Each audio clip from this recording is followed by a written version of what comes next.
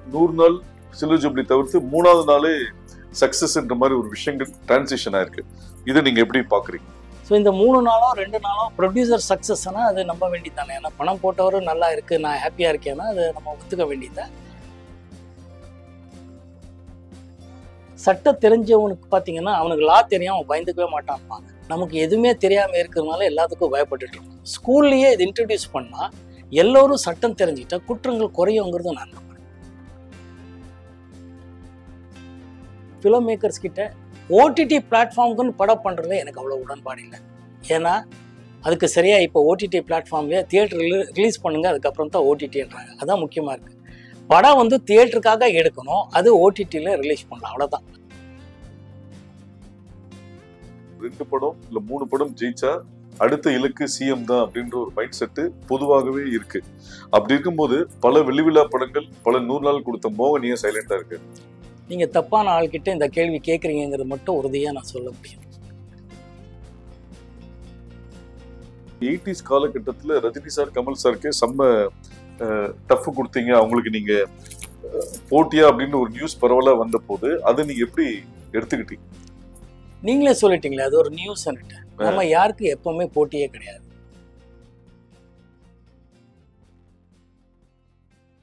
வணக்கம். தமிழ் சினிமா பல உச்ச நட்சத்திரங்களை சந்தித்திருக்கிறது. அந்த உச்ச நட்சத்திரங்களில் தவிர்க்க முடியாத நபர் என்று பார்க்கும் போனா நம்ம மோகன் சார் சொல்லலாம். பொதுவா வெற்றியில தவிர்க்க முடியாத இடத்துக்கு வருவதுதான் வெற்றின்னு சொல்லுவாங்க. அது மாதிரி தமிழ் சினிமாவில் தவிர்க்க முடியாத நபர்னு பார்த்தா அது மோகன் சாருக்கு நிச்சயமாக ஒரு இடம் உண்டு. எண்ணற்ற வெள்ளி விழா படங்கள், 100 நாள் படங்கள், 500 நாட்கள் படங்கள், 375 நாள் படங்கள், இது மாதிரி பல விஷயங்கள் அவருடைய கேரியர் கிராஃப்ல இருக்கு. அதாவது பொதுவா ஒரு விஷயம் பெரியவங்க சொல்லுவாங்க, மெழுகுவர்த்தியின் தியாகத்தை விட தீக்குச்சியின் தியாகம் எந்த விதத்திலும் குறைந்தது அல்ல அப்படின்ற மாதிரி ஒரு விஷயம் சொல்லுவாங்க. அது போல் நம்மளுக்கு பல்வேறு பரிணாமங்களில் அவர் பயணித்திருக்கார். கதாநாயகனாக, வில்லனாக, எதிர்நாயகனாக, குணச்சித்திர பாடத்தில் காதலியை ஏமாற்றுபவராக, சொந்த மனைவியை கொல்ல துடிக்கும் 100வது நாள் படத்துல ஒரு கொடூரமான கணவனாக பல்வேறு பாத்திரங்களில் நடித்திருந்தாலும் பெண்கள் மத்தியிலும் அனைவரின் மத்தியிலும் இவர் நம்ம மோகன் சார் என்று இன்றும் அன்பால் அழைக்கப்பட்டு கொண்டிருக்கிறார். இந்த படத்துல ஹரா படத்துல அவரோட கேரக்டர் பாத்தீங்கன்னா ஒரு விஷயம் சொல்லலாம். நான் நல்லவன்னு சொல்ல மாட்டேன், நான் மிகவும் நல்லவன், மற்றவர்களும் அது போல் இருக்கும் வரை, என் சுண்டு விரலை மிதிக்கும் வரை நான் யாருடையும் கழுத்தையும் பிடிக்க மாட்டேன் இப்படின்ற ஒரு விஷயத்தை சாராம்சமாக கொண்டு தனக்கும் தன் குடும்பத்திற்கும் மனைவிக்கும் மகளுக்கும் ஒரு பிரச்சனை வந்ததுன்னா எந்த அளவுக்கு வெகுண்டு எழுதான்றதுதான் இந்த ஹராவோட சாராம்சம். அதனாலதான் இந்த ஹராவோட ப்ரொமோஷன்ல பாத்தீங்கன்னா மோகன் மோகன்னு சொல்லி துப்பாக்கி ஏந்தி வருகிறார். வணக்கம் மோகன் சார். வணக்கம். ஒரு சிறிய இடைவெளிக்கு பிறகு மீண்டும் அதிரடியாக மோகன்னா வரீங்க. அப்படி இருக்கும்போது ஹராவை நீங்க தேர்ந்தெடுக்க என்ன காரணம்? இண்டஸ்ட்ரியில இருக்கிற நண்பர்களுக்கு எல்லாருக்கும் தெரியும், மீடியா பீப்புள் ஃப்ரெண்ட்ஸ்க்கும் தெரியும். நிறைய கதைகள் வரும், கேட்பேன். ஆனால் ப்ராஜெக்டில் ஒரு எக்ஸைட்டிங்காகவோ ரொம்ப இம்ப்ரெசிவாக இது பண்ணால் எனக்கு ரொம்ப நல்லா இருக்குங்கிற மாதிரி ப்ராஜெக்ட்கள் வரல. அந்த டைமில் பிஆர்ஓ நிக்கில் முருகன் அவர்கள் ஒரு நாள் ஃபோன் பண்ணி, இந்த மாதிரி விஜய் ஸ்ரீ அவர் இப்படி ஒரு டைரக்டர், நீங்கள் கதை கேளுங்க, உங்களை வச்சு படம் பண்ணணும்னு ஆசைப்படுறாரு, கதை கேட்டு முடிவு பண்ணுங்கன்னாரு. ஓகேன்னு கதை கேட்டேன். அதில் சில விஷயங்கள் ரொம்ப நல்லா இருந்துச்சு. அப்போ அவர்கிட்ட அது பேசும்போது இதெல்லாம் நல்லா இருக்கே, இதையே கொஞ்சம் அப்படி பண்ணால் நல்லா இருக்குமேனா, luckily director was very very encouraging. எப்படி சொல்கிறீங்க, என்ன மாதிரி கேட்குறீங்க, இல்லை என்ன எதிர்பார்க்குறீங்கன்னு கேட்க ஆரம்பித்தார். ரொம்ப பிரமாதமான டிஸ்கஷன் போகும்போது ஐ குட் சி அவர்கிட்ட இருக்கிற அந்த டேலண்ட் என்னால் ஐடென்டிஃபை பண்ண முடிஞ்சுது. அப்படியே பேச பேச சில நாட்களாக 7th டிராஃப்ட் பர்ஃபெக்டாக வந்தது. அதனால தான் அது பார்க்கும்போது கேட்கும்போது ரொம்ப நம்பிக்கையோட இந்த ப்ராஜெக்டில் நடித்தேன், நல்லாயிருக்கும், கூட்டணியாக எல்லாரும் ஜெயிக்க முடியும்னு ஒரு நம்பிக்கை வந்துச்சு. அதனால தான் சார், இப்போ பல சாதனைகள் புரிந்த சச்சின் டெண்டுல்கர் திரும்பி களம் இறங்கும் போதும், பல சாதனை புரிந்த மைக்கேல் ஜாக்சன் திருப்பி ஸ்டேஜ் இறங்கும்போது முதல் முறை அப்படின்ற ஒரு வயிற்றுல ஒரு சின்ன பட்டாம்பூச்சி பறந்ததா சொல்லியிருக்காங்க. அது மாதிரி ஹராவோட ஃபர்ஸ்ட் டே ஷூட்ல நீங்க என்ன ஃபீல் பண்ணீங்க? ஃபர்ஸ்ட் இல்லை, பூசணிக்காய் உடைக்கும் போது அதே தான் பட்டம் பூச்சி தான் எனக்கு. ஹராங்கிற படம் என்னோட பார்வையில் முதல் படமாக தான் நான் நினைக்கிறேன். ஏன்னா ஒவ்வொரு படமும் ஒவ்வொரு நாள் ஷூட்டிங்லேயும் எனக்கு பட்டாம்பூச்சி தான். ஏன்னா இயக்குனர் சொல்கிறது தான் நாங்கள் அவருக்கு சாட்டிஸ்ஃபையாக பண்ணணுங்கிறது ஒன்று இருக்குது.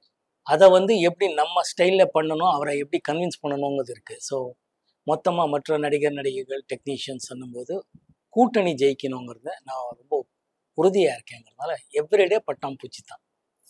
ஸோ ஹராவோட இந்த கேரக்டர் இது வரைக்கும் நீங்க பண்ண படங்களோட இந்த கேரக்டர் எந்த அளவுக்கு உங்களுக்கு டிஃப்ரெண்ட்? நான் முதலே சொன்ன மாதிரி ரொம்ப வித்தியாசமாக தான் இருக்கு. சொல்லும்போது பழசு மாதிரி தான் இருக்கும், ஆனால் வித்தியாசமான ஆட்டிடியூட் உள்ள கேரக்டராக இருக்குது. ஒரு மிடில் கிளாஸ் மேன் தான், பட் இருந்தாலும் அவர் திரைக்கதை அமைச்சிருக்கிற விதமும் அதில் என்கிட்ட அவர் நடிப்பு வாங்கியிருக்கிற விதமும் வித்தியாசமாக இருக்குது. அது இப்போ நீங்கள் டீசர் ட்ரைலர்லேயே நீங்கள் பார்த்துருப்பீங்கன்னு நான் நினைக்கிறேன். ஸோ இந்த சிறு இடைவெளிக்கு பிறகு வர நீங்க எந்த அளவுக்கு சினிமாவை மிஸ் பண்ணிருக்கீங்க, சினிமா உங்களை மிஸ் பண்ணிருக்குன்னு நீங்க நினைக்கிறீங்களா? யாரையும் மிஸ் பண்ணதா இல்லவே இல்லை. எல்லாமே காலத்தின் கட்டாயம் நான் நம்புறேன். சினிமா எப்போ வரும் எப்போ போவோங்கிறத விட பண்ணும்போது ஒழுங்கான படம், ஓரளவுக்கு நல்ல படமாக பண்ணணுங்கிறது தான் என்னோட ஆசை, தவிர வேற ஒன்றுமே இல்லை. ஸோ இந்த காலகட்டத்தில் சினிமாவை நீங்கள் ரெகுலராக ஃபாலோ பண்ணிட்டு இருக்கீங்க. சென்னை இன்டர்நேஷனல் ஃபெஸ்டிவல், பல வேர்ல்டு ஃபெஸ்டிவல்ஸ் வந்து தொடர்ந்து எல்லா இடத்துலையும் உங்களை பார்த்துட்டு இருக்கோம். உங்கள் பார்வையில் சினிமா வந்து எந்த அளவுக்கு எவல்யூஷனாக முன்னேறி இருக்கு, டெக்னிக்கலி எந்த அளவுக்கு அட்வான்ஸ் ஆயிருக்குன்னு நினைக்கிறீங்க? இன்னைக்கு பாக்ஸ் ஆஃபீஸ் ஹிட்ஸ்ன்றது 100 நாள் சில்வர் ஜூப்ளி தவிர்த்து 3வது நாளே சக்சஸ்ன்ற மாதிரி ஒரு விஷயங்கள் டிரான்சிஷன் ஆயிருக்கு. இதை நீங்க எப்படி பாக்குறீங்க? இது எவல்யூஷன் தானே, நல்ல விஷயமா தான் இருக்கு. டிஜிட்டல் மீடியா வந்திருக்கு, சோஷியல் மீடியா வந்ததுக்கு அப்புறம் சினிமா செய்யறதாவதோ, திங்கிங் ஆகட்டும், ஆடியன்ஸ் டேஸ்ட் ஆகுது, எல்லாமே மாறி இருக்கு. டிஜிட்டல் வந்ததுக்கு அப்புறம், ஓடிடி பிளாட்ஃபார்ம் வந்ததுக்கு அப்புறம். ஸோ இந்த 3 நாளோ 2 நாளோ ப்ரொடியூசர் சக்ஸஸ்னா அது நம்ப வேண்டியது தானே. ஏன்னா பணம் போட்டவரும் நல்லா இருக்கு, நான் ஹாப்பியா இருக்கேன்னா அது நம்ம ஒத்துக்க வேண்டியது. அந்தந்த ஃபார்மேட்டுக்கு அடாப்ட் ஆகணும். சரி, டிஜிட்டல் ஃபார்மேட்டுங்கிறது ரொம்ப நல்ல விஷயமா இருக்கு. அதை அந்த டிஜிட்டல் அப்டேட் பண்ணி அதை எப்படி நுணுக்கமாக யூஸ் பண்ணி நல்லா பண்ணுறவன் தான் உண்மையான ஒரு சிறப்பான இயக்குனராக நான் நம்புறேன். அதனால எனக்கு ரொம்ப பிடிச்ச விஷயமா இருக்கு. சார், உங்களோட கேரியர்ல பார்த்தீங்கன்னா ஒரு வாரத்துக்கு 2 படங்கள் ரிலீஸ் ஆயிருக்கு, 2 மாசத்துல 5 படம் ரிலீஸ் ஆயிருக்கு. உதாரணத்துக்கு அக்டோபர் 22 வந்து ஓ மானே மானே படமும், அக்டோபர் 23 வந்து ஓசைன்னு ஒரு படம் பேக் டு பேக் ரிலீஸ் ஆச்சு. அப்புறம் ஒரே நாள்ல 3 படம், உதயகீதம், பிள்ளை நிலா, தெய்வ பிறவி.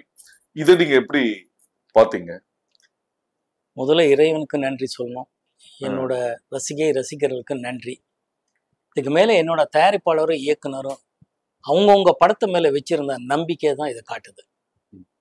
படம் நல்லா இருந்தா பார்ப்பாங்கங்கிற ஒரு விஷயம் எப்பவுமே உண்மையாக இருக்குங்கிறது நான் நம்புறேன். அவங்களுக்கு பிடிக்கிற மாதிரி இருக்கணும். நம்ம படம் நம்ம நல்லா இருக்குன்னு சொல்றது ஓகே, ஆனா அவங்களுக்கு பிடிக்கிற மாதிரி இருந்தா நல்லா இருக்கும்னு நான் நம்புறேன்.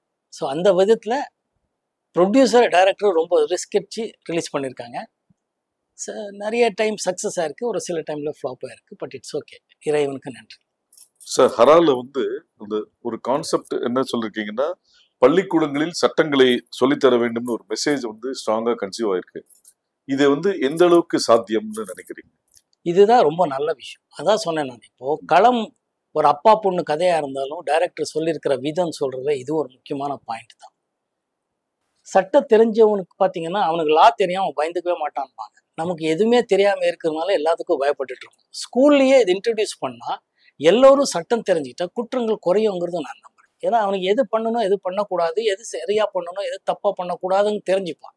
அதனால அது சட்டம் வந்து ஸ்கூல்லையே இன்ட்ரடியூஸ் பண்ணா ரொம்ப நல்லதுங்கிறது இயக்குனர் சொல்லியிருக்கிறாரு. அதை நம்புறேன், நானும் அது கரெக்டா என்று ஒத்துக்கிறேன். So working experience with director Vijayasri, இந்த படத்தோட எதிர்பார்ப்பு ஃபர்ஸ்ட் டீசர்லே அதிகமாச்சு. அதுல உங்களுக்கு டைலாகே கிடையாது, விஷுவலா தான் காமிச்சாங்க. இப்போ இந்த படம் முடிஞ்சிடுச்சு. ஸோ இந்த டிராவல் நீங்க எப்படி பாக்குறீங்க?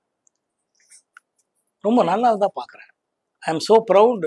நம்ம இந்த படம், இந்த களம் நான் தேர்ந்தெடுத்திருக்கேங்கிறது எனக்கு ரொம்ப பெருமையா இருக்கு. இது எப்படியே டிஜிட்டல் விஷயங்கிறத கரெக்டாக அவர் யூஸ் பண்ணுறாருங்கிறதா. பாலு மகேந்திரா சார் எப்பவுமே சொல்வார், ஒரு டைம்ல நாடகங்களுக்கும் சினிமாவுக்கு இருக்கிற வித்தியாசம் என்னன்னா, நாடகம் வெறும் டயலாக் ஓரியன்டாக இருந்து பகிர்ந்து அதுவும் பெரிய லெவலில் ஹிட் ஆயிருக்கு. அதுக்கப்புறம் ஃபிலிம்ஸ் வரும்போது விஷுவலி எப்படி சொல்றீங்க நீங்கிறதா ரொம்ப முக்கியம். எத்தனையோ விஷயங்கள் டயலாகோடவும் கன்வின்ஸ் பண்ணலாம், வித்தவுட் டயலாகும் கன்வின்ஸ் பண்ணலாங்கிறது நிறைய படங்கள் உதாரணத்துக்கு சொல்லலாம். அந்த மாதிரி இயக்குனர் விஜயஸ்ரீ அவர்கள் இந்த படத்தை எப்படி விஷுவலாக கொடுக்க முடியுங்கிறது கொடுத்துருக்கிறார். அதுதான் எனக்கு ரொம்ப பிடிச்ச விஷயமா இருக்கு. அவர்கிட்ட பலமே அதுதான். சார், இன்னைக்கு வந்து ஓடிடி பிளாட்ஃபார்ம்ஸ் வந்து சினிமாவுக்கும் ரசிகர்களுக்கும் ஒரு முக்கிய பங்கு வகிக்கு. இந்த ஓடிடி வந்து இன்னும் ஏர்லியரா வந்திருக்கலாம்னு நீங்க நினைக்கிறீங்களா, இல்ல தியேட்டர் எக்ஸ்பீரியன்ஸ் தான் பெஸ்ட்னு நினைக்கிறீங்க? எனிடே தியேட்டர் எக்ஸ்பீரியன்ஸ் தான் பெஸ்ட், அதுல டவுட் இல்லை. பட் ஓடிடிக்கு இப்போ ஆஃப்டர் கொரோனா வந்து எல்லாரும் அடாப்ட் ஆகிட்டு இருக்காங்கிறது கரெக்ட். ஒரே ஒரு விஷயம், ஃபிலிம் மேக்கர்ஸ் கிட்ட ஓடிடி பிளாட்ஃபார்முக்குன்னு படம் பண்ணுறதுல எனக்கு அவ்வளோ உடன்பாடு இல்லை. ஏன்னா அதுக்கு சரியா இப்போ ஓடிடி பிளாட்ஃபார்ம்லேயே தியேட்டர் ரிலீஸ் பண்ணுங்க, அதுக்கப்புறம் தான் ஓடிடின்றாங்க. அதான் முக்கியமாக இருக்குது. படம் வந்து தியேட்டருக்காக எடுக்கணும், அது ஓடிடியில் ரிலீஸ் பண்ணலாம், அவ்வளோதான். Otherwise theatre experience is the best experience in the world. நான் எப்போவுமே அதுதான் சொல்லுவேன். இப்போ நீங்க 80s பாப்புலரான ஹீரோ, இப்போ இந்த 80s artist screen space share பண்ணணும்னா நீங்க யார் கூட பண்ணணும்னு நினைக்கிறீங்க? என்னோட தயாரிப்பாளரும் இயக்குனரும் யார் சொன்னாலும் நான் ஷேர் பண்ணிக்கிறேன். ஏன்னா எல்லாரும் என்னோட சக நடிகர் நடிகர். ஸோ தொடர்ந்து எந்த மாதிரி கேரக்டர்ஸ் இருந்தா பண்ணலாம்னு நீங்க நினைக்கிறீங்க, உங்க மைண்ட்ல இருக்கு? உங்களை அப்ரோச் பண்ணணும்னு நினைக்கிற டைரக்டர்ஸ்க்கு வந்து அது ஹெல்ப்ஃபுல்லா இருக்கும். இன்ஸ்பயர் பண்ணணும், என்ன இன்ஸ்பயர் பண்ணணும். இன்ஸ்பயர் பண்ணா நான் ஒத்துக்கிறேன். இப்போ அப்பார்ட் ஃப்ரம் இண்டஸ்ட்ரி, ஆடியன்ஸோட மைண்ட் செட் இப்போ சேஞ்ச் ஆயிடுச்சு. சோஷியல் மீடியா வந்து ஒரு ஷார்ட் பீரியட்ல வந்து ஒரு இம்பாக்ட் இருக்குன்னு சொல்றாங்க. ஆனா அதே சில ப்ரொடியூசர்ஸ் என்ன சொல்றாங்க, நம்பர் ஆஃப் வியூஸோ நம்பர் ஆஃப் ஹிட்ஸோன்றது வந்து அது டிக்கெட்டா கன்வர்ஷன் ஆகல. சோஷியல் மீடியாவோட இம்பாக்ட் பெருசா இருக்கு, ஆனா அது வந்து டிக்கெட்டா கன்வர்ஷன் ஆகலன்றதும் ஒரு சாரார் சொல்றாங்க. ஸோ இந்த சோஷியல் மீடியாவோட வளர்ச்சியை நீங்க எப்படி பாக்குறீங்க? காலத்தின் கட்டாயம், எல்லாமே நம்ம அனுசரித்து அப்டேட் ஆகித்தான் போகணும், அவ்வளோதான். இது டிக்கெட்டாக கன்வெர்ட் ஆயிருக்கு இல்லையாங்கிறது பற்றி எனக்கு அவ்வளோ டீட்டெயிலாக தெரியாது. பட் பொதுவாக ஆடியன்ஸு படத்தோட ட்ரைலர் பார்த்து தான் முடிவு பண்ணுவாங்கங்கிறது எனக்கு ஒரு நம்பிக்கை இருக்குது. அது ட்ரைலர் அவங்களுக்கு ட்ரைலர் வந்த அன்னைக்கே அவங்க பொதுவாக டிசைட் பண்ணுவாங்கன்னு நினைக்கிறேன். இந்த படம் நல்லா இருக்கும், நல்லா இல்லை, போய் பார்க்கலாம், இல்லை ரெண்டாவது நாள் பார்க்கலாம், இல்லை ரிப்போர்ட் கேட்டு பார்க்கலாங்கிறது ஃபீல் பண்ணுவாங்கன்னு நான் நினைக்கிறேன். சார், இன்னைக்கு வந்து பொதுவா வந்து திரைப்படங்கள்ல வந்து பேக்ட்ராப்ல வந்து பழைய படங்களோட போஸ்டர்ஸ் காமிப்பாங்க அந்த சீனுக்கு ஏத்த மாதிரி. ஆனா இன்னைக்கு தியேட்டர்ல பழைய படத்தோட பேனர்ஸ் தான் நிறைய இருக்கு. ஸோ இந்த ரீரிலீஸ்ன்றது ஒரு ட்ரெண்ட் ஆயிடுச்சு. இதை நீங்க எப்படி பாக்குறீங்க? அது நிறைய படம் சக்சஸும் ஆயிருக்கு. வரவேற்கணும், கமர்ஷியல் தானே சினிமா. சக்சஸ் பணம் சம்பாதிக்கணுங்கிறது தானே உண்மையான விஷயம். மக்களை என்டர்டெயின் பண்ணி பணம் சம்பாதிக்கிறதா இருந்தா அது ரொம்ப நல்லா வரவேற்க விஷயம் தான். அதுல வந்து ஸோ இப்போ நீங்க தியேட்டர்ல போய் பார்க்கணும்னு நினைக்கிற 3 படங்கள், உங்க படங்களோ இல்ல மற்ற படங்களோ? 1000ல் ஒருவன் நிச்சயமா பார்க்கணும்னு ஆசைப்படுவேன், வாத்தியார் படம், அதுல இந்த டவுட்டே இல்லை. அதுக்கப்புறம் பாஷா பார்க்கணும்னு ஆசைப்படுவேன், நாயகன் படம் பார்க்கணும்னு ஆசைப்படுவேன், தியேட்டர்ல போய் பார்க்கணும். சார், இன்னைக்கு இருக்கிற சிச்சுவேஷன்ல ஒரு 2 படம் இல்ல 3 படம் ஜெயிச்சா அடுத்த இலக்கு சிஎம் தான் அப்படின்ற ஒரு மைண்ட் செட்டு பொதுவாகவே இருக்கு. அப்படி இருக்கும்போது பல வெளிவிழா படங்கள், பல 100 நாள் கொடுத்த மோகன் ஏன் சைலண்டா இருக்கு? நீங்க தப்பான ஆள்கிட்ட இந்த கேள்வி கேட்குறீங்கிறது மட்டும் உறுதியா நான் சொல்ல முடியும். ஒரு ஹீரோவா நீங்க கற்றது என்ன, பெற்றது என்ன? எப்பவுமே மனிதனா இருக்கணுங்கிறது ஆசைப்பட்டா தான் எல்லாமே நிரந்தரம் நான் நினைக்கிறேன். பெற்றது மக்களோட ஆதரவும் அன்பும் இறைவனோட ஆசீர்வாதமும் எல்லாமே பெற்றிருக்கேன். இன்னைக்கு இருக்கிற ஹீரோஸ் வந்து நெகட்டிவ் ஷேட் பண்ணா ஆடியன்ஸ் ரொம்ப ரசிக்கிறாங்கன்ற மாதிரி ஒரு பரவலான ஒரு விஷயங்கள் இருக்கு. அது போல உங்களுக்கு அந்த எண்ணம் இருக்கா? நான் அந்த டைம்லயே நெகட்டிவ் ஷேட்ஸ் படம் பண்ணியிருக்கேனே. அதனால கதைக்கு என்ன தேவையோ, இயக்குனர் என்ன ஃபீல் பண்றாங்களோ அதுல இருக்கிறதா என்னோட எப்பவுமே உடன்பாடு. கூட்டணியா ஜெயிக்கணுங்கிறது தான் என்னோட உடன்பாடு. ஸோ இன்ட்ரெஸ்டிங்கா சொல்லணும், ஆடியன்ஸை என்கேஜ் பண்ணணும், அவங்க எமோஷ்னலா கனெக்ட் பண்ணணும். அது பண்ணா படங்கள் ஜெயிக்குங்கிறது நான் நம்புறேன். எந்த மாதிரியான விஷயத்த மறக்கணும்னு நினைக்கிறீங்க? எல்லாமே மறக்கணும். மனுஷனுக்கு பெஸ்ட் கிஃப்ட் மறக்கிறது தானே. எல்லாமே தலையில இருந்தா நிம்மதியா இருக்க முடியுமா? தூக்கம்ங்கிறதே இறைவன் அதுதானே கொடுத்துருக்கான் நமக்கு. அது அந்த எதுவுமே நிரந்தரம் இல்லையே. ஸோ அந்தந்த நேரத்துக்கு அதை என்ஜாய் பண்ணணும், அதை எக்ஸ்பீரியன்ஸ் பண்ணிட்டு போயிட்டு இருக்கணும். எவ்ரி திங் இஸ் அன் எக்ஸ்பீரியன்ஸுங்கிறது தான் நான் நினைக்கிறேன். So every thing is. Sir, 80s காலகட்டத்தில் ரஜினி சார், கமல் சாருக்கு செம்ம டஃப் கொடுத்தீங்க. அவங்களுக்கு நீங்க போட்டியா அப்படின்னு ஒரு நியூஸ் பரவலா வந்த போது அதை நீங்க எப்படி எடுத்துக்கிட்டீங்க? நீங்களே சொல்லிட்டீங்களே, அது ஒரு நியூஸ். நம்ம யாருக்கு எப்பவுமே போட்டியே கிடையாது. நான் இண்டஸ்ட்ரிக்கு வரும்போது ரஜினி சார் மிகப்பெரிய சூப்பர் ஸ்டார், கமல் சார் அப்போவே ஒரு உலக நாயகன்.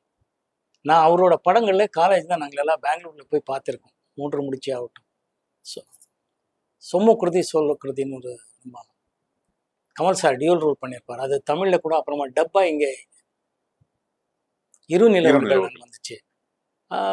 முள்ளு மலரும் ஆகட்டும், நிறைய படங்கள் காலேஜ்லேயே அவர் படங்கள் பார்த்து வளர்ந்தவங்க. நாங்கள் வந்து சினிமா நடிகனாக ஆசீர்வாதம் இருக்குது, மக்கள் ஆதரவு கிடைச்சிது, நல்ல படங்கள் பண்ணுறதுக்கு வாய்ப்பு கிடைச்சிது, வெற்றி அடைஞ்சது. தவிர நம்ம யாருக்கும் இன்னொன்று யாருமே போட்டியே கிடையாதுங்க. அவங்கவுங்க ஸ்பேஸ் இருக்கும், அதுலேயே அவங்கவுங்க எவ்வளோ சாதனை பண்ண முடியுமாங்கிறது மட்டும். தவிர ரஜினி சார் கமல் சார் என்றைக்குமே ரஜினி சார் கமல் சார் தான். நம்ம யாருக்கும் அப்போ இல்லை, எப்பவுமே யாருக்குமே யாரும் போட்டி இல்லை. சார் கோகிலா மோகன், ஹரா மோகன், இந்த டிரான்சிஷன் எப்படி பார்க்குறீங்க? அது ஒரு எக்ஸ்ட்ராடினரி அனுபவம் தான் ரெண்டுமே. ஏன்னா கோகிலா மோகன்ங்கிற படம் வந்து கோகிலா வந்து பாலு மகேந்திரா சார் என்ன அறிமுகப்படுத்தினாருங்க. லெஜெண்டரி கமல் சாரும் கிரேட் ஷோபா மேடம், ரோஜா ரமணி அவர்களோட நான் நடித்தேன். That was a fantastic experience. எல்லாமே புதுசாக இருக்கும். ஒன்று அப்போ எல்லாமே புதுசாக பார்க்குற ஒரு வயசு, எல்லாமே தெரிஞ்சுக்கணுங்கிற வயசு எல்லாமே இருந்துச்சு. இப்போ ஹரால வந்து தெரிஞ்சுக்கினதை எப்படி கரெக்ட் பண்ணலாங்கிறது டைரக்டர் சொல்லும் போதே என்னன்னு தெரிஞ்சுக்கிட்டோம்னு ஆசை. மற்றவங்க எப்படி எல்லாமே இருக்கு. அப்போ என்னன்னா என்ன சொல்றாங்க, என்ன கேட்கணும், இப்படி பண்ணா அப்படின்றது இருக்கும். அதுதான் எக்ஸ்பீரியன்ஸு. ரெண்டுமே எக்ஸ்ட்ராடினரி எக்ஸ்பீரியன்ஸ். பாலு மகேந்திரா சாருக்கு எப்பவுமே நன்றி, கமல் சாருக்கும், அந்த கூட்டணி ஷோபா மேடம், அப்புறமா நம்ம ரோஜா அவங்களுக்கும், அந்த தயாரிப்பாளர் ஃபெர்னாண்டோ அவர்களுக்கும். இந்த மோக்ஷம் தியேட்டர்னு இங்கே முதல்ல இருந்துச்சு கீழ்பாக்கில், அதோட ஓனர் தான் கோகிலாவோட ப்ரொடியூசர்ஸ். ஸோ இவங்க எல்லாருக்குமே நன்றி கடன் பட்டிருக்கேங்கிறது உண்மையான விஷயம். கோகிலால செலக்ட் ஆன அந்த மூமெண்ட் எப்படி பார்த்தீங்க? பாலுமேந்திரா ஓகே சொன்னது, அதுல நடுவில் வந்து ஃப்ரேம் வைக்கும் போது நீங்களும் கமல் சார் ஒரே மாதிரி இருக்கீங்கன்றதுனால கமல் சாருக்கு கண்ணாடி போட்டதாகவும் உங்களுக்கு தாடி வச்சதாகவும் ஒரு செய்தி இருக்கு. அந்த மூமெண்ட் எப்படி பார்க்குறீங்க? ரொம்ப இன்வெஸ்ட் பண்ணிட்டு இருக்கீங்கன்னு தெரியுது, பட் இருந்தாலும் இந்த உண்மை ரொம்ப எக்ஸைட்டிங் மூமெண்ட். அது நம்ம வந்து நடிக்கணும்னு ஆசைப்பட்டு நான் இண்டஸ்ட்ரிக்கு வரல.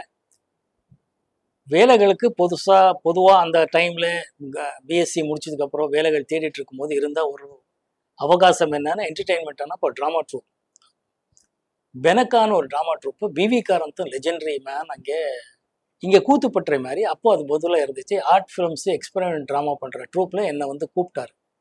எது கூப்பிடுறாங்கன்னே தெரியல, பட் சமம் they felt I am a talented, என்கிட்ட இருக்குங்கிறதுனால டேலண்ட் இருக்குது, அது எப்படியாவது பண்ணணும்.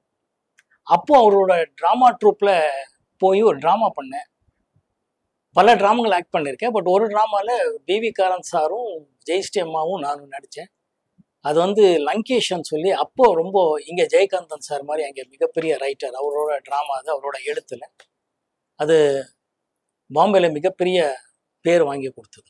அங்கே இருந்த பாலு மகேந்திரா சாரோட அசோசியேட்டுன்னு நம்ம ட்ரூப்பில் ஒருத்தர் இருக்கிறாருன்னு அது வரைக்கும் எங்களுக்கு தெரியாது. அவர் தான் இவ்வளோ நல்லா நடிக்கிறீங்களே, ஏன் சினிமாவில் நடிக்கணும் போது எனக்கு தெரியாது, புதுசாக அதெல்லாம் எனக்கு தெரியாது சார், எனக்கு தேவையில்லை, நான் இன்டர்வியூ போயிருக்கேன், வந்துட்டுருக்கேன், ரிட்டன் டெஸ்ட் பண்ணியிருக்கேன் பேங்க்குக்கு, அதெல்லாம் சொல்லிகிட்ருப்பேன். பட் இருந்தாலும் ஹீ ஃபோர்ஸ் மீ பண்ணதுக்கப்புறம் ஒரு வாய்ப்பு. பாலு மகேந்திரா சார் வந்து சீனியர் நடிகர்கள் எல்லாரையும் பார்த்து என்னையும் பார்த்து என்னை கேட்டார், என்ன மோகன் வாட் யூ திங்க்னு. அவரோட கேமராவில் அப்போ தெரியாது, அதுக்கப்புறம் தான் அனுபவித்த விஷயங்கள். அவரோட கேமராவில் அவர் என்ன ஷூட் பண்ணிட்டு இருக்காருங்கிறது எவ்வளோ பெரிய விஷயங்கிறது அதுக்கப்புறம் மூடு பண்ணி அதுக்கப்புறம் எல்லாம் தெரிஞ்சுக்கிட்டேன். ஸோ அப்போது தெரியாது, கேட்கும்போது கேட்டார், கேன் யூ ஆக்ட்னாரு. I said I don't know sir. Then I said இல்லை யூ வில் பி எ கிரேட்னு சொல்லி அசோசியேட் கிட்ட சொல்லி இவர் தான் நம்ம அந்த கேரக்டர் பண்ணுறாருன்னு மிக சிறப்பாக நடிக்க வச்சார். அது ஒரு எக்ஸ்ட்ராடனரி அனுபவம் தான். ஏன்னா பாலு மகேந்திரா சார் அவர் சொல்லி கொடுக்குற விதம் எல்லாம் நமக்கு மற்ற டைரக்டர்கிட்ட ஒர்க் பண்ணும்போது எவ்வளோ வித்தியாசமாக இருக்குங்கிறது அப்புறமா தான் தெரிஞ்சுக்க முடிஞ்சுது. Every cinema every day is an experience மாதிரி. I am so blessed, God is so kind to மீங்கிறது தான் நான் நினைக்கிறேன்.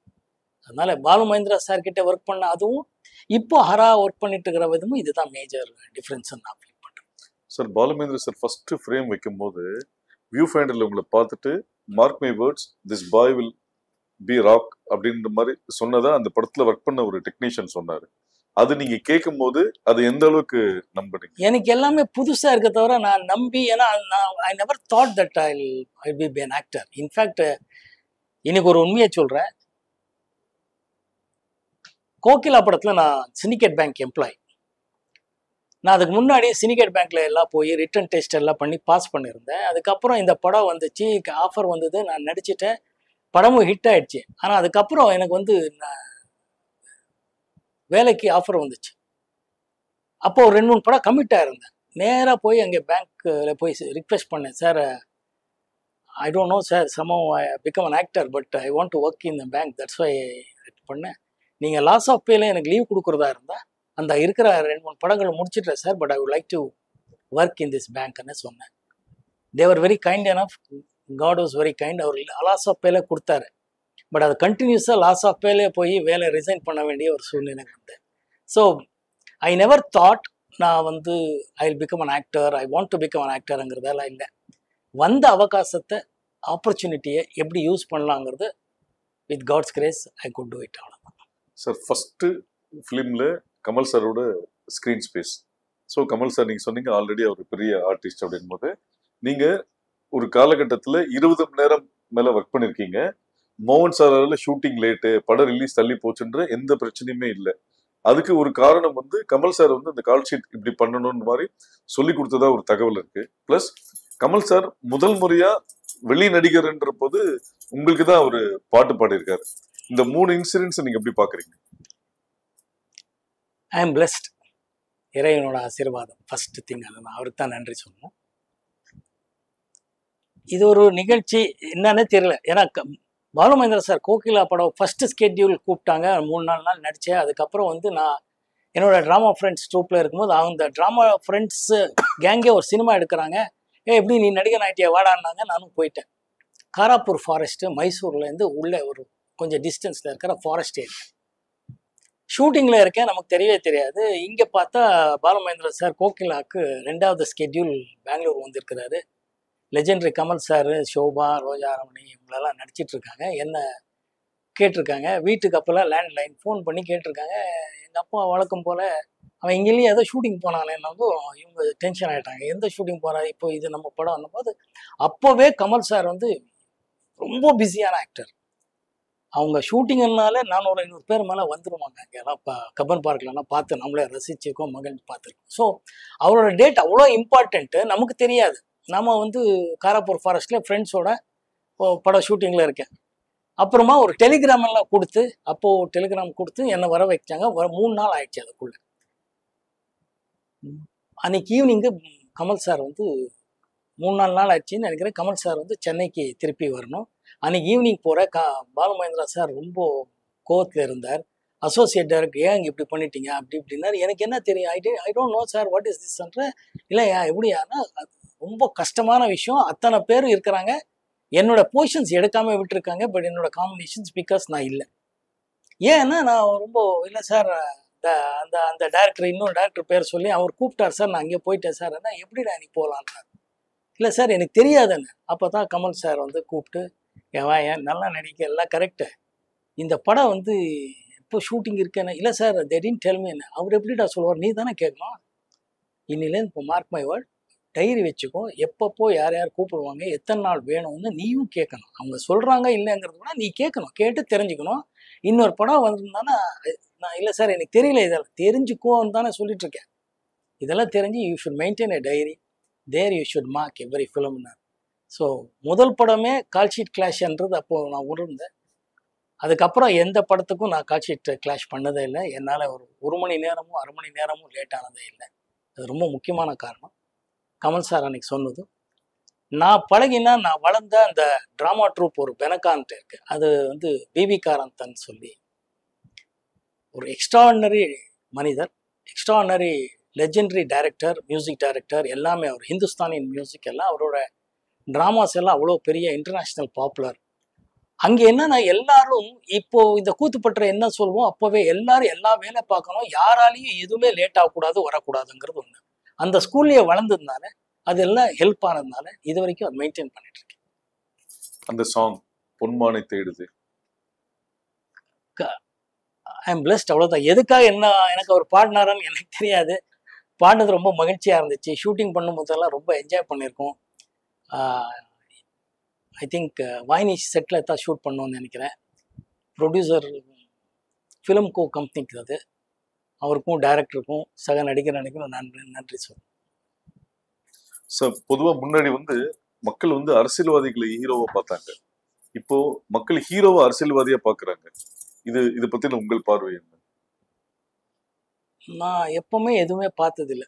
ஒரு நடிக்கும் போது ஹீரோ, இல்லைன்னா சாதாரண ஒரு மனிதர், அவ்வளோதான் நான் பார்க்குறேன். என்ன நான் அப்படியே பார்க்குறேன், மற்றவங்களும் நான் பார்க்கும்போது அப்படித்தான் பார்க்குறேன். கௌரவம் இருக்கு, பட் யாரும் எல்லாம் காலத்தின் கட்டாயம். எல்லாமே நம்ம வந்து சொல்றதுக்கு ஒன்றும் இல்லை. எனக்கு அந்த மாதிரி எந்த விதமான ஆசையும் இல்லை, அந்த திறமையும் இல்லை. சார் 80ஸ்ல பரபரப்பா இருக்கும் போது எந்த ஹீரோயினோட அதிக கிசுகிசு வந்தது? எந்த ஹீரோயினோட வரல. எந்த ஹீரோயினும் வரல. சார் மௌன ராகத்துல ஒரு இன்ட்ரெஸ்டிங்கான ஒரு விஷயம் அப்ப எல்லாரும் பேசப்பட்டது வந்து அந்த ட்ரெயின் சீக்வன்ஸ், தாஜ்மஹாலோட பின்னாடி எடுத்த ஒரு சாங். இதை பத்தி இருக்கும்போது அதை நீங்க ரீவைண்ட் பண்ணி பார்க்கும்போது அதோட மெமரிஸ் எப்படி பாக்குறீங்க? நான் முதல்ல சொன்ன மாதிரி இயக்குனரோட அந்த விஷுவல் சென்ஸ் தான். நீங்க சொல்ற ட்ரெயின் சீக்வன்ஸ் 3-4 இடத்துல எடுத்திருக்கிறார். பெங்களூர்ல எடுத்திருக்கிறார், டெல்லியில எடுத்திருக்கிறார், சென்னையில எடுத்திருக்கிறார். பட் யாருக்குமே தெரியல. அந்த கிளைமேக்ஸ் எல்லாம் அவ்வளோ நல்ல விஷுவலாக கட் பண்ணி ஷூட் பண்ணியிருக்காரு மணிரத்னம் அவர். ஸோ ஒரு இயக்குனர் மேலே தான் எனக்கு எப்போவுமே கௌரவம் அதிகமாகுது தவிர, தாஜ்மஹால் அப்படி தான். அங்கே போய் ஷூட் பண்ணுறதுக்கு பிளான் பண்ணோம். அன்ஃபார்ச்சுனேட்லி டெக்னிக்கெல்லாம் விடலை. ஏதோ பர்மிஷன் அது இதுன்னு சொல்லி உள்ளே விடல. பட் நோயிங் மணி என்ன பண்ணாரோன்னா பண்ணி ஆகணும், வந்திருக்கோம். அதனால பேக் ஸ்டாப் போனால் அங்கே யாரும் போலீஸ்காரங்களோ யாருமே எதுவுமே பர்மிஷனே தேவையில்லைன்னு சொல்லி அங்கே அந்த விஷுவல் இம்பேக்ட் கொடுத்து ஒரு மூட் கிரியேட் பண்ணார். ஸோ எல்லாருக்கும் அது பிடிச்சிருந்துச்சு. ரொம்ப ஃபென்டாஸ்டிக் எக்ஸ்பீரியன்ஸ். சார் 80s மோகன் இன்னைக்கும் தனித்து நிற்கிறதுக்கு முக்கிய காரணம்னு நீங்க என்ன நினைக்கிறீங்க? காட்ஸ் கிரேஸ் ஒன்று. நான் எப்பவுமே சொல்ற மாதிரி உயிரின் ஊற்றா இருக்கிற என்னோட ரசிகர்கள் மட்டும்தான் காரணம் நான் நினைக்கிறேன். இவங்க 2 பேருக்கு தான் நான் நன்றி சொல்லணும்.